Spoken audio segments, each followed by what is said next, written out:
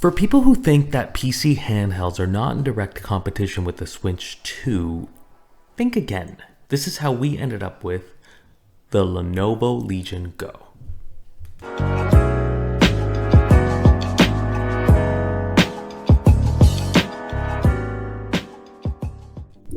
Now, some people might question that and say, well, of course they're different. You shouldn't compare them because a Nintendo Switch is very simple. You just turn it on and you start playing. Whereas anything that's Windows-based is, well, kind of a pain, and there's so many workarounds and settings to change. Yes, but at the end of the day, you just want to play games, and with the right settings, you can do all of that and more with the Legion Go.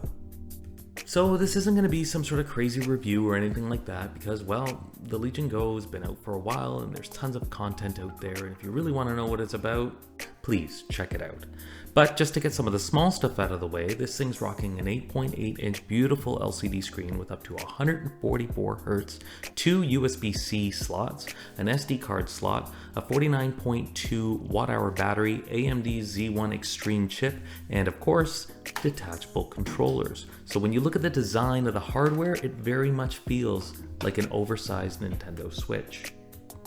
So what's the initial impression? When we first went to go check out the Legion Go, it felt amazing. The hardware felt really great. I understand some people have issues with the size, but for me and a few others, with tiny hands, we had no issues, and it felt fairly comfortable to use for us, at least. I know everyone has a different opinion on that, but that's just our experience. Heaviness didn't feel bad either. The weight distribution seemed manageable. The controllers feeling a little bit light on each side made the actual tablet that's heavier feel kind of balanced. So it kind of balances itself out in the center. Screen looked beautiful. Everything just kind of felt like a win. Now, when you turn it on and you start trying to play some games, then you get reminded that this thing isn't a console, it's a Windows computer. And you might feel like crying initially. I know we did, but this is mainly coming from console gamers. So yeah, it could feel like a little bit of a letdown and you might feel disappointed at first, but then once you start tweaking the settings, again, there's a million videos out there that tell you you should do that, and other videos telling you how to do that. Honestly, once you get this thing up to date and running, the games just start working, and once they're working, it's just amazing. You got that big screen, you got 144 Hz, the controllers are good. The only weird thing about the controllers is, we'll kind of get to that. The button layouts on the front are great. The triggers on the top are great. Everything feels responsive. Even the D-pad, even though it's not the best, it still works if you're playing, 2D games or whatever. The back buttons, like behind the controller, are a little bit weird. You start clicking on them before, well, you even notice you're doing it.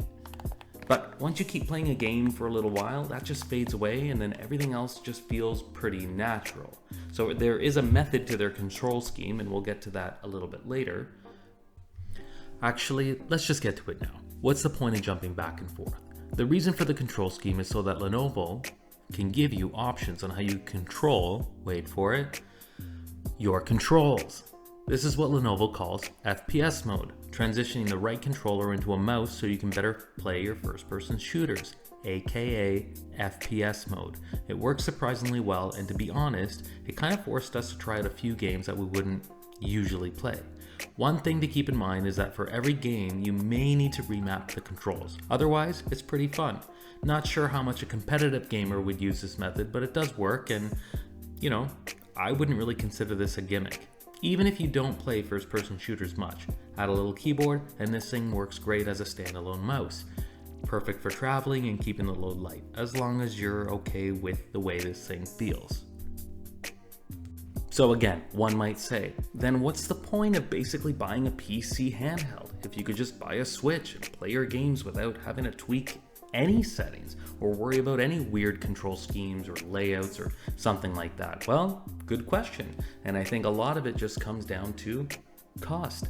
See, initially we were very eager and just waiting for the Nintendo Switch 2 to come out and just say, hey, this is going to be the next console. It's going to be the only thing we're going to focus on and play, and that's it. There's not going to be anything else. And then you start looking at the MSRP pricing. Once you start factoring in $100 for playing a game, and paying for online, the cost of an additional controller, the removal, this is a big one, the removal of physical gaming. This is what made console games so important, especially to collectors. Now it's more like, here's a key code and you can just download it. Or here's a game card, here's 20% of the game, and well, 80% of it just has to be downloaded online. Oh, and then you gotta update everything on a weekly basis or whatever anyways.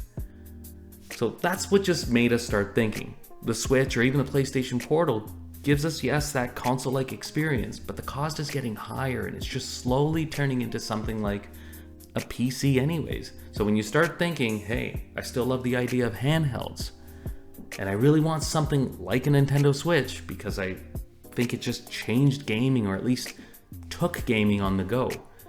Something like a Legion Go just fits perfectly right in there, and you could save yourself a ton of cash, especially if you could find one on sale or if you buy one off someone else, because this thing is just as powerful, if not more, than a Switch 2.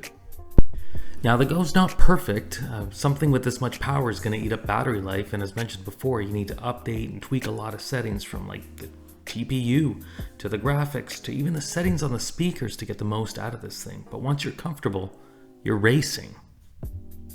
So what's the point of all this? PC gaming is just becoming more attractive to console gamers. The Steam Deck is what really started this trend because it took PC gaming and merged the console-like experience of it. But once you start checking things out like the Steam Deck, it just starts leading you to other things, like the Go. At the end of the day, you really got to do just what's worth it for you. The good thing is there are options and there's more on the horizon, like the Go 2's just around the corner. Anyways, we really hope you enjoyed this video and you found some value to it, and we hope to catch you on the next one.